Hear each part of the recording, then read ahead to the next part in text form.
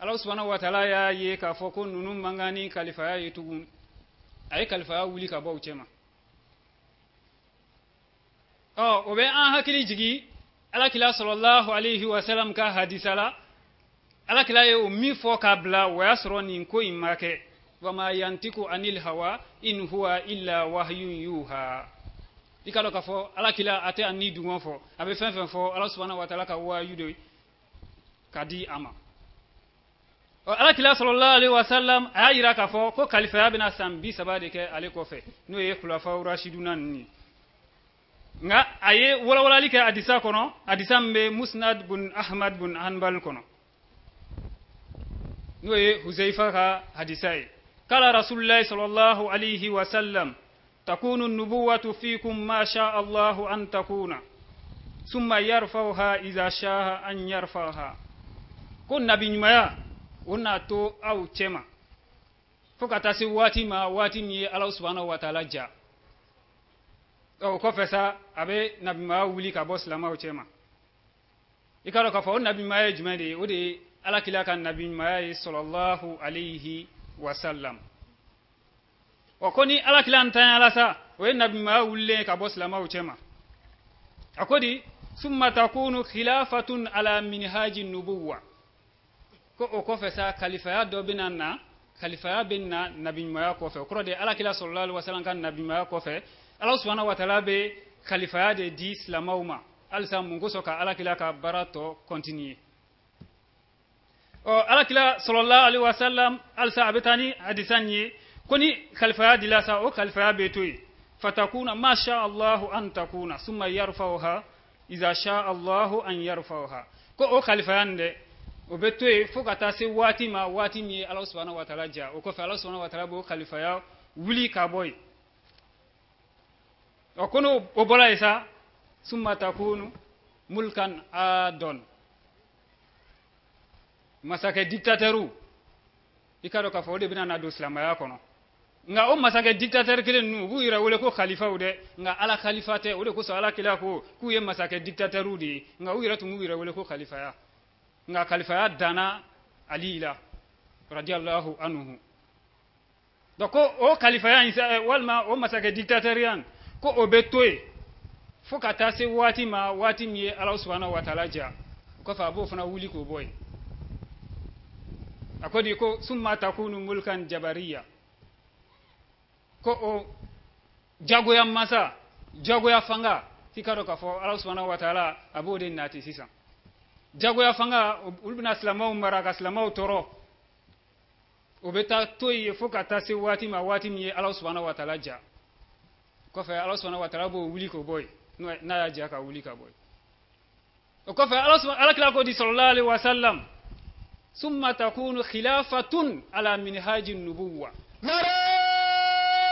takbir islam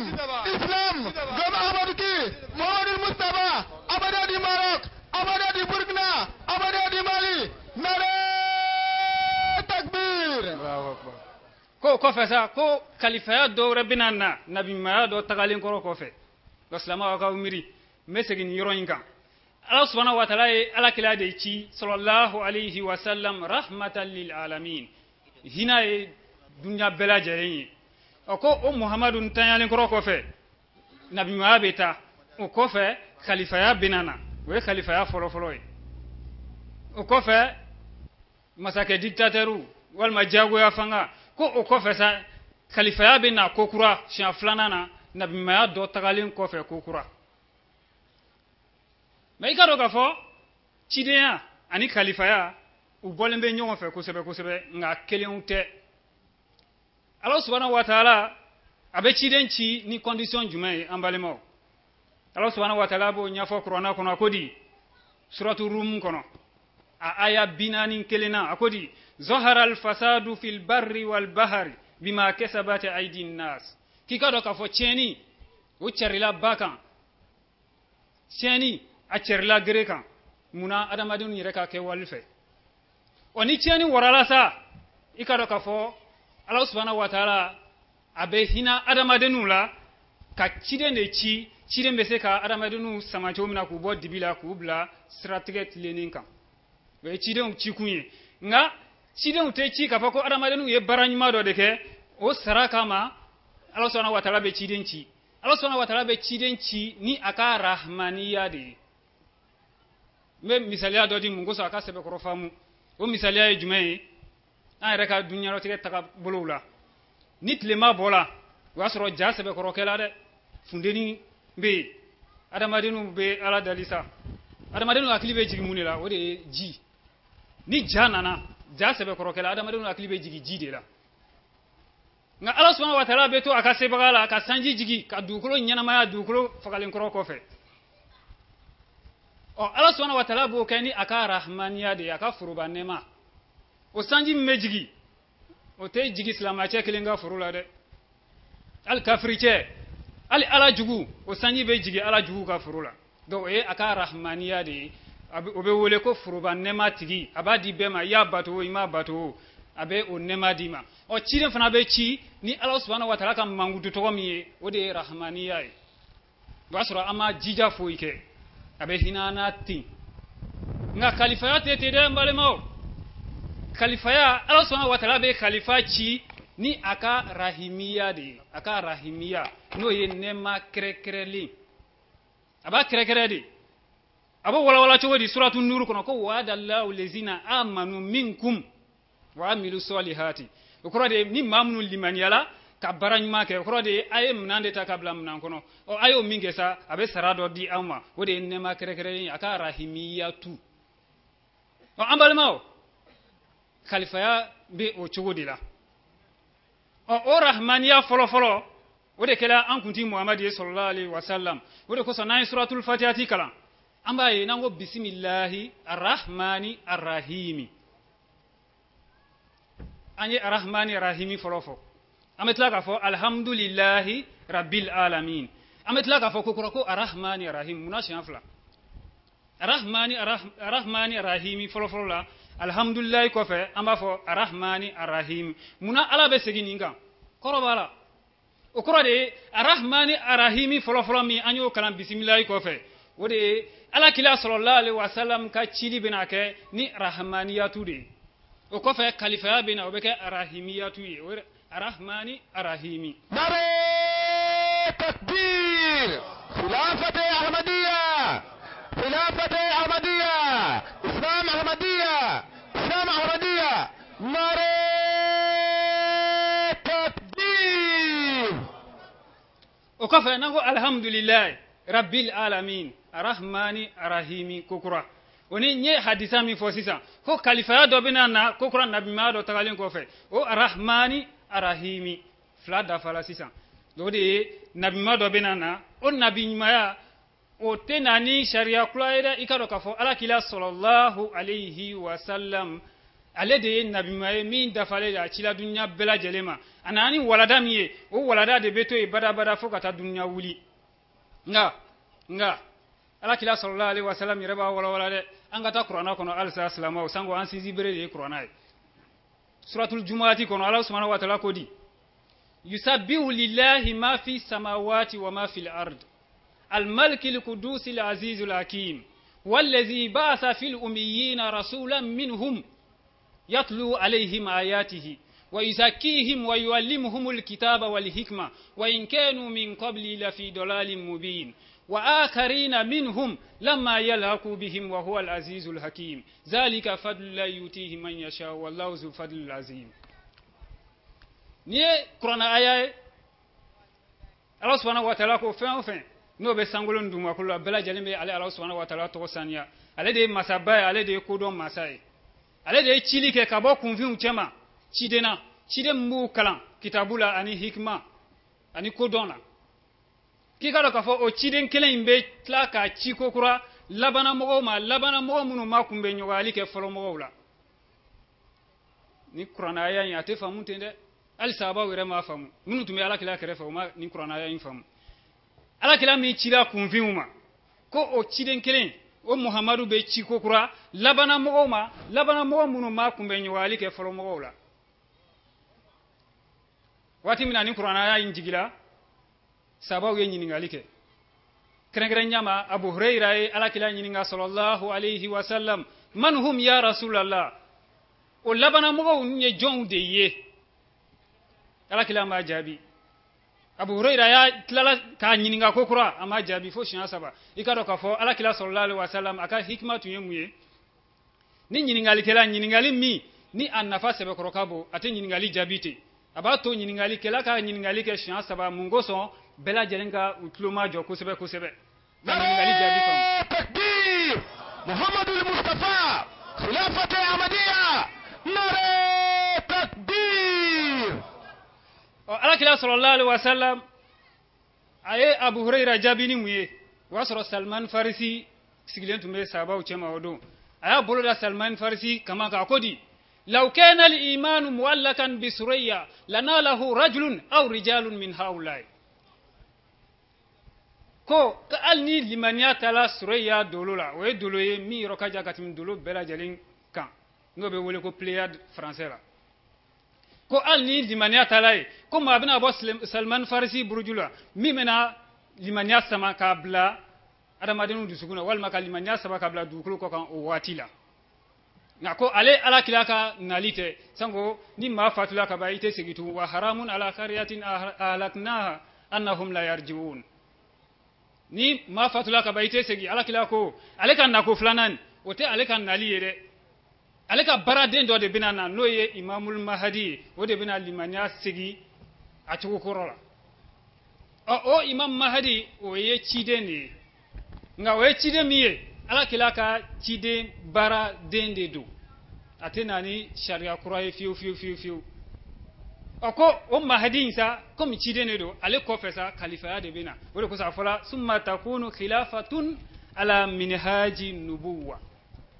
ko fesa khalifa ya bina na nabi maya ko fe do imam mahdi ale ko fe khalifa ya bina o khalifa ya insa o betoere o ko so ibita so hadisa ngonnala ala kila dadila summa sakata o khalifa ya nyire abe sigi chogodi khalifa ya rebe fonctionner chogodi abe labara chogodi amana anda do de la sisa ko wala khalifa ni khalifa sigila ala khalifa ni asigila ikado kafo amma kote dunya maula okoro de dunya fangatigi grande puissance walma jamana nyamao politique ton kafo ko khalifa jigibe ka ulde mungoso ka deme khalifa jigite ke wire khalifa jigi Allah subhanahu wa ta'ala de ye muna suratul nur kelimbe o wala nyi e khalifa o khalifa e sigila khalifa yala e jigi de grande puissance yo mungoso ka se ka edeme ikado kafo obeke flafra ala kandi wala ko so ni qur'an ayanna ko yabuduna ni wala yushrikuna bi shay'a ko ubene bato ute flafrane alaka do khalifa o khalifa ne jigi kelade ka foko grande puissance u ki deme o koro de ibna u need one fo khalifa te machine need one fo fiu wala ko so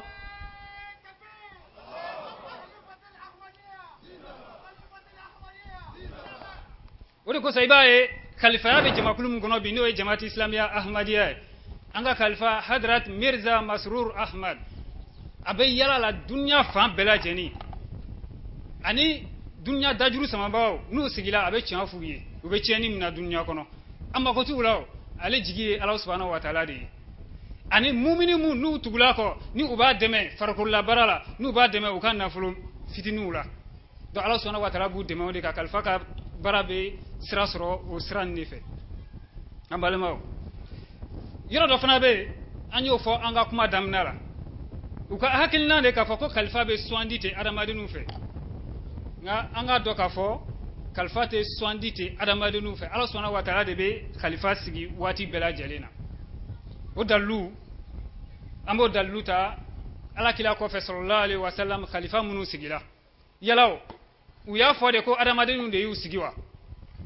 yala khalifa nun ko adamadinu de yu sigiwa Abakar Siddiq radiyallahu anhu alayhi kala khalifa e ala kila ko fe sallallahu alayhi wa sallam Abakar kado ka fo ala kila ma aswandite ka fo ko Abakar e de kan ka ke ne noroblai mfatulun ko fe nga ala kila sallallahu alayhi wa sallam ay ishara chama ka ay tamashin chama ke islam ka yira islamaw la ka fo ale fatulen ko fe Abubakar de beke khalifa foloy Bukhari bo wala hadisa dola ikaro ka fo wati mina ala kila sallallahu alaihi wasallam ka bana sebe ko gele ala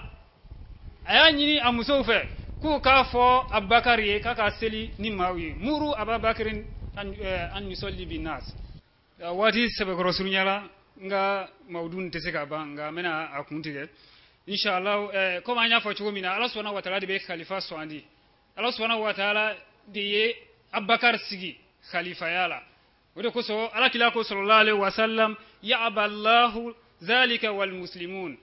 wati mina Umar tala mauseli ala kila maso ala kila ko muna Umar e mauseli ko Abubakar de kanga mauseli nga ay tamasien do de ka ira ka fo ale ko fe Abubakar de besigi ko ala subhanahu wa ta'ala teson ka fo ma wore ka kenyamae ni Abubakar te ale ko fe sallallahu alaihi wasallam abo chuwa kelena ala kila sallallahu alaihi wasallam dondo ako Usman ma ko ala subhanahu wa ta'ala na bloki do duikana o bloki munafiqu bina nyini ka bloki boy ikana kikana sonde fo issue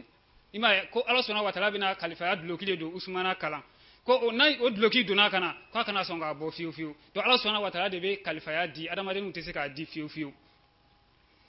comme wati kasuru mera mi fo Allah subhanahu wa ta'ala nema fla de ke nema fla no e rahmaniya ne rahimiya ayo ke ala kilani amato akasa bawi atlala ka sigi o nema kelenga rahmani rahimi ayo di jondi ma jama kulu jume wode jamaatu islamiya ahmadiya Jamaati Islamia Ahmadiyya nyama kele ne bana no e khalifa e o khalifa ya fana asirilembe nabi muadila ina fo ala kila ya fo chugo mina sallallahu alaihi wasallam summa takunu khilafatun ala minhaji nubuwa daiba ka fo Ahmadiyya de kono nabi ma do tagala khalifa ya nana aw munu mega anyanyi ni ga khalifa ya sigi aw bina khalifa sigite aw ren madan nabi ma kula aw be sika sigi chugo be sika kai ala khalifa e chudi atisika kai nga misala dobe muno di aw Ahmadiyya uma Allah subhanahu wa ta'ala inema bade kanya anga wasoni ni nema e nga Allah subhanahu wa ta'ala tlalaka an ladi ni folombo ye ima yawdi aw ka kisa chama fola qur'ana kono o kala de ka an ala kila maton ladi non ta histoire banzante de o ala kila ko fe kalfa ya chena chogomi kalfa ya cheni sababu mabo kalifa nani na fifu makata ufo ike wati mauka chenne kama Allah subhanahu wa ta'ala ka fo ko ute khalifa mérité tu ay khalifa ta ka boy o Allah subhanahu wa ta'ala la ka o khalifa ya nemadi an Ahmadiyya uma anga ka Allah subhanahu wa ta'ala ko suma ka Allah subhanahu wa ta'ala tanu ko sebe oni anya ke yana fo folomo ya ke chogomi Allah subhanahu wa ta'ala be khalifa ya wuli ka boy al sala ka an kisuma anga wati bela jeni alaka ka to ani khalifa che anga letru chi khalifa ma aka duwa kan sango khalifa dala duwa be mnade ma be ka chama fala ya nga wati te mina kelimpe fo chama kala kai maintenant kai ta fo me fe ka fana ta fo fana président am muso tunga ka examen do passé o examen be ke domi résultat be bo o donkeli o ka missionnaire no usal dumya ne wole ka fonyi ko nga lettre ci khalifa ma sango lettre ci chogo dobe no e www.arabicdes.com nye lettre ci khalifa ma wala lettre re jabi mana de o dug sa ke examen ke la soufe ka anto dumnina usay jigine chere ani fana président ay woleli ke ani usay dumya ka ira ka fo ko chana ko musoye aka examen soro do umnala o fana chama de kala kai do aka jija ka lettre ci kalfa ma wati bela jere asamu wa toa aka kalfa bunya al ni fendore na ma famu aka to no fe